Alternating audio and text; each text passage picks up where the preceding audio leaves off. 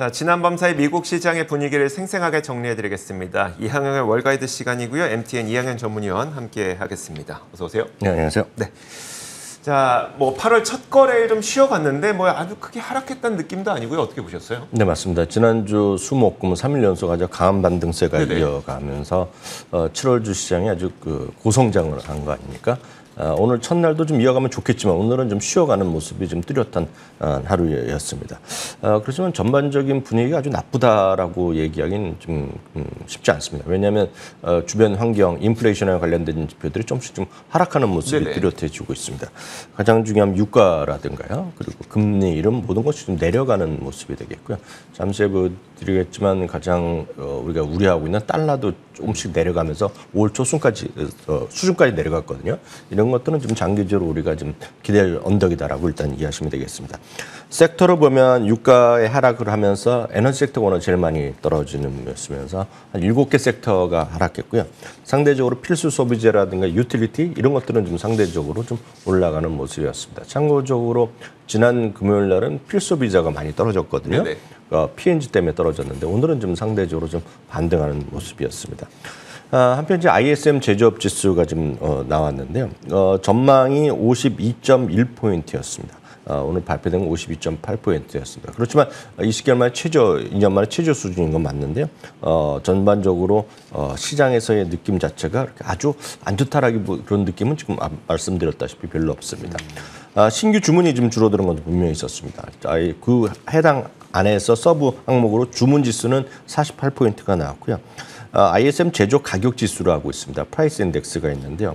18.5포인트가 한 번에 떨어졌습니다. 2년 만에 최저 수준으로 이제 내려갔기 때문에 그것은 그나마 조금 가격에 대한 부담감, 인플레이션 부담이 조금 내려갔다라고 이해하시면 되겠고요. 그러니까 제조업 지수가 기준선이 우리가 50으로 네, 50이죠. 치다 보니까 네. 50 위면 확장세. 그래서 굉장히 좀 2020년 6월 이후 최저치긴 하지만 네. 여전히 확장세를 네. 보이고 있다. 네, 맞습니다.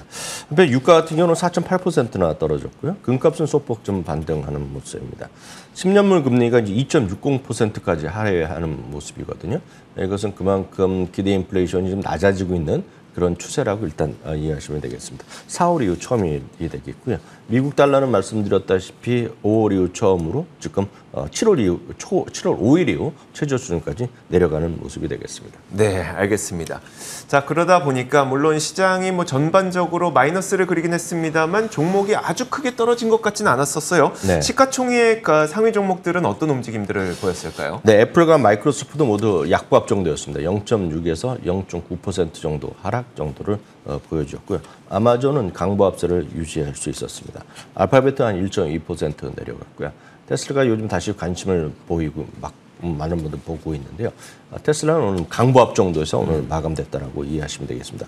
앞선 코너에도 나왔지만 이제 보잉이 최근 들어서 상당히 좀 반등세를 보이고 있습니다. 787 드림라이너의 인도 재개에 대한 기대감이 분명히 있겠고요. 상대적으로 한 2, 3년 동안 사실 팬데믹 이전부터의 큰 사고 2번 이후 상대적으로 에어버스의 주문 상황이 많이 밀려 있었거든요. 그러니까 그런 것들에 비해서 최근 들어서 좀 보잉도 좀 살아날 수 있다라는 상대적인 기대감이 있는 거죠.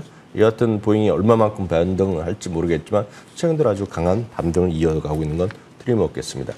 이번 주 실적에서 가장 큰 관심을 모으는 것 중에 하나가 전 AMD라고 보고 있습니다. 네. 내일 발표되는데요. AMD가 오늘 2.4%나 오늘 반등하면서 하락에서 바닥에서부터 꽤 많이 반등한 것이 AMD가 되겠습니다. 한편 이제 결제 관련 주식 중에 하나인 글로벌 페이먼트가 기대 이상의 실적을 발표하면서요. 오늘 4.6%가 반등했습니다. 오늘 특징주를 보면 셀시우스라고 있습니다. 네네. 셀시우스는 아마 이거 좀 드시는 분 계실 것 같고요. 우리나라에서 여러분 온라인, 오프라인에서 쉽게 살 수 있는 것들이죠. 쉽게 해서 에너지 드링크가 되겠고요. 그 드링크로도 마시는 분이 있고 분말 형태로 해갖고 이렇게 타서 먹거나 그냥 마시는 거 있거든요. 먹고 있는 게 있는데 네네. 에너지 드링크인 그 셀시우스에 대해서는 펩시가 지금 지분 투자가 발표됐거든요. 오늘 하면서 11%나 오늘 급등했던 것이 오늘 특징주가 되겠습니다. 알겠습니다. 이렇게 종목별로 살펴봤는데 사실 저는 이 종목에 대한 궁금증보다 자 정말 지금이 베어마켓 랠리냐, 그냥 베어마켓 랠리의 끝물이냐, 이게 완전 상황이 달라질 수 있는 거잖아요. 월가에서 요즘에 어떻게 바라보고 있을까요? 어제도 계속 말씀드렸습니다만 지금 상당히 엇갈려 있는 건 네네. 분명합니다. 분명 인플레이션 같은 건 좀 떨어질 거라고 생각을 하고 있지만 이게 과연 아무리 떨어진다 하더라도 이게 바로 지금 장기적으로 금리 인하까지 나오겠느냐는 거죠. 가장 큰 차이는 내년 일부에서는 긍정적인 분들은 내년 3, 4월이면 금리를 내릴 수 있다는 네. 시각이 있는 반면에 무슨 소리냐 이게 상당히 좀 오래 갈 수밖에 없고 러시아 우크라이나 전쟁도 이어질 수밖에 없다. 여전히 불안하다는 거죠. 유가는 좀 안정돼 있지만 좀 천연가스가 계속 변동성이 상당히 커져 있지 않습니까? 한번 생각해 보십시오. 유럽 같은 우리나라도 당연하겠지만 천연가스 가격이 올라가면 우리나라에도 예전에는 뭐 여러 가지 난방했지만 요즘은 웬만한 아파트들 보면 자가 집 안에서 혼자 단독으로요 가스로 많이들 난방을 하고 계시잖아요. 그렇죠. 혹시 뉴스 보신 분 계시겠지만 독일 같은 경우에요. 우리는 독일은 엄청난 선진국 아닙니까? 네네. 독일에 지금 쉽게 해서 가로등이라든가요. 그리고 뭐 광장 이런데 그 조도라 그러나요? 네. 네, 조도를 낮췄다는 거 아닙니까 지금? 그러니까 어둡게 튼다는 거죠? 네, 어둡게 튼다는 거죠. 조도란 말을 정확한 표현인지 모르겠지만 좀 어둡게 하고 있고요. 제가 그저께인가 우리나라에서도 뉴스 보고 CNN에서도 그 뉴스를 봤는데요. 지금 나무 가격이 더 올라간다고 합니다. 무슨 가격이요? 나무요. 나무요? 네, 땔감 있지 않습니까? 네. 우리는 땔감을 쓰시는 분이 산에서 이렇게 세시는 분, 자연인 같은 분들이 좀 네네. 있을 것이고요. 일부 지방에서 이제 하시는 분이 있겠고요. 어디서 씁니까? 다 캠핑할 때 쓰잖아요. 그렇죠. 네. 근데 해외에서는 이제 그 나무 같은 경우는 많이 합니다. 왜냐하면 파이어플레이스를 갖고 집이 그걸로 난방하는 분이 꽤 많은데요. 독일 같은 경우는 이제 천연이나 이런 것도 많이 가스를 많이 쓰고 있는데 그 값이 올라가다 보니까 지금 나무를 비축하는 겁니다. 지금 그러니까 나무 가격이 올라가는 거예요 지금이요. 네. 그러니까 예전에 그 럼버라 해서 집 짓는 나무가 아니라 땔감용 나무예요. 네네. 그 부족하니 그게 또 폭등하고 있거든요. 그게 우리가 지금 상상하지 못할 일들이 벌어지고 있다는 거죠 전 세계에서. 그리고 그렇게 본다 그러면 이게 조금 안정됐다고 해서 주가가 계속 올라가겠느냐에 대한 걱정들이 있는 거죠. 네. 그러니까 그런 관점에서 여러 가지 시각이 있다라고 먼저 말씀드리겠고요. 구체적으로 오늘도 월가 시각 대표 인물 세 분의 얘기를 먼저 좀 말씀드리겠습니다. 마르코 콜라노빅은 단기적으로는 여전히 변동성 분명히 있다는 걸 인정하고 있지만 지금 장기적으로 보면 훨씬 매력적인 시장이 돌아왔다는 겁니다. 하반기 시장 아주 좋다는 얘기를 하고 있고요. 지난주에 이제 GDP가 이제 부진하게 나왔지 않습니까? 네. 그럼에도 불구하고 여전히 긍정적인 사인들이 나오고 있다는 얘기입니다. 그러니까 인플레이션이 떨어진다. 그 얘기라는 겁니다. 미국인의 소비가 여전히 견조하다. 미국인의 소비 상황은 저희 여러 번 도표로 소비 보여드린 적이 있고 그거에 대해서 어메리칸 익스프레스나 지난주에 발표된 비자라든가 마스다가 확실한 얘기를 보여줬거든요. 진짜 견조하게 돈을 쓰고 있다는 얘기거든요. 그러다 보니 시장에서 연말까지 연초 수준을 회복할 수 있다는 강력한 어떤 믿음을 갖고 있는 거죠. 마르코 콜라노빅 같은 경우. 그러다 보니 종목들도 다분히 가치주나 방어주보다는 성장주나 경기 민감주를 하라고 하면서 우리가 좀 익숙하지 않은 성장 섹터에 있는 주식들을 또 얘기를 하면서 7월, 8월 달에 어떤 강력 매수 리스트에 신규로 뽑아놨습니다. 네. 전부 다 우리가 익숙하지 않은 기업입니다. 아케로라든 같은 바이오 기업이 들어가 있고요. 카핀터 테크놀로지라는 철강 회사가 들어가 있고요. 리전스 파이낸셜이라는 지역은행이 들어가 있거든요. 이거 세 개 다 우리가 잘 익숙하지 않은 그러니까요. 상대 중소 쪽인데 나름 성장이 기대된다 그런 쪽이거든요. 그러니까 그런 쪽에 대한 시황감과 종목에 대한 판단이 같이 일치하고 있는 것이 JP모건이다라고 보셔야 되겠습니다. 그렇다면 반대로 부정적으로 보시는 분들이 아니다 이거 이제 베어마켓 끝물 거의 다 왔다라고 네. 부정적으로 보시는 분들은요. 대표적인 것들이 지금 뱅크 오브 아메리카랑 모건스탠입니다. 뱅크 오브 아메리카의 사비타 서브라마니아는 오늘 다시 한번 얘기했습니다. 7월 반등은 전형적인 베어마켓 랠리였을 뿐이라는 얘기죠. 1929년 이후 베어마켓마다 평균 1.5회 정도 지금 베어마켓에 랠리가 있었다는 것입니다. 8, 9월은 잠시 후에 보여드리겠지만 전통적으로 좋지 않았던 달이거든요. 네. 연말 목표지수 3,600 재확인한다는 얘기를 하고 있고요. 마이클 윌슨이죠. 모건스탠리도 마찬가지입니다. 베어마켓 랠리가 조만간 마무리될 것이라고 얘기합니다.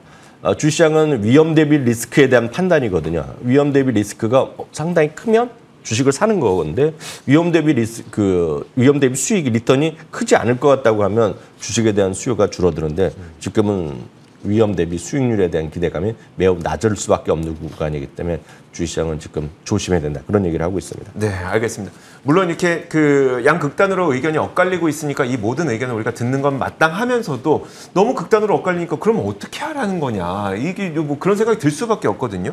이렇게 투자 의견이 극명하게 차이나는 이유를 좀 가장 큰 거는 역시 리세션에 대한 판단입니다. 네네. 리세션이 과연 올지 안 올지에 따라서 시장의 과거의 통계가 워낙 극명하게 달리고 있다는 거죠. 저희가 베어마켓 들어갔을 때부터 몇 번 보여드린 차트가 되겠는데요. 다시 한번 확인해 드리도록 하겠습니다. 지금 화면에 보여드리는 건 이제 긍정적인 분들과 부정적인 분들은 뭐 교수들도 차이가 나고요. 여러 가지 차이가 있는데 지금 부정적인 톤이 일단 개인들의 심리는 훨씬 많다라는 것이 핵심이 되겠습니다. 다음으로 이제 보여드릴 것이 리세션이 있을 때랑 없을 때인데요. 네네. 위는 리세션이 수반하지 않았던 베어마켓이 되겠고요. 아래쪽은 리세션이 수반했을 때 베어마켓입니다. 이 그림은 이제 베어마켓보다는 정확하게 18%가 떨어지는 것을 기준으로 삼았습니다. 통계적으로 삼은 거가 되겠고요. 역시 1928년 이후의 흐름이 되겠는데요. 실제로는 가운데 그 선이 하나 거의 있는데 그게 딱 지금입니다. 그래서 18% 하락할 때 그 전과 전후가 되겠는데요. 18% 하락한 시점 이후에 추가적으로 조금 더 하락했었죠. 24%까지 떨어졌었는데요. 그 그림으로 보이는 것이 되겠고요. 그 이후에 일정 수준 반등했다는 겁니다. 그 반등했던 시점이 딱 지금이 시점이거든요. 7월 말 시점까지 보면 리세션이 오건 안 오건 대충 그 정도까지는 반등했다는 겁니다. 네네. 근데 그 이유가 문제죠. 리세션이 없다 그러면 조금 내릴 수 있지만 다시 쭉 올라간다는 겁니다. 이거 왜냐하면 리세션이 없을 경우에는 최저가 평균이 27% 정도 하락이거든요. 네네. 근데 반면에 리세션이 오면 34%, 35%까지 하락이 커질 수 있다는 건 통계이기 때문에 지금 리세션이 수반한다 그러면 지금이 고점이라는 겁니다. 그러면서 저점이 더 내려갈 수 있다는 것이 과거의 상례였다는 것. 그렇기 때문에 과거의 통계가 워낙 다르기 때문에 얘기하는 것이 되겠고요. 다음은 8, 9월을 얘기 많이 합니다. 전통적으로 12개월 중에 9월이 제일 안 좋았고요. 8월도 은근히 안 좋았던 것이 그동안에 상례인 그래프가 되겠고요. 실제로 보면 이 그림을 보시면 8월은 그나마 0.3% 조금 올라가긴 했어요. 평균을 보면. 9월은 떨어졌지만. 근데 보면 올라갔을 때 어떤 그 폭보다 떨어졌을 때, 초록색은 떨어졌을 때 평균이거든요. 떨어졌을 때 하락폭은 1년 12달 중에 제일 컸다는 겁니다. 지금요. 그래서 8월, 9월은 여전히 약간 좀 보수적으로 보는 분들 꽤 많고 7월 워낙 많이 달렸기 때문에 저는 너무 안심하고 너무 적극적으로 공격적으로 대응하는 것은 쉽지 않다라는 그림을 보여주는 화면이다라고 이해하시면 되겠습니다. 네, 알겠습니다. 자, 이렇게 지난 밤 사이에 미국 시장에서 어떤 일들이 있었는지 자세하게 짚어드렸습니다. 이항영의 월가이드 시간이었고요. MTN 이항영 전문위원과 함께 이야기 나눠봤습니다. 고맙습니다.